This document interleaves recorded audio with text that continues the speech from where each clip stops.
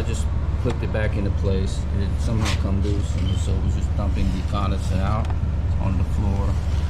But I think it's okay now. It was just had clicked out and leaned down, and so the condensate was just kind of falling out. So I clicked it back into place, and now it should be okay. Everything's draining right, so.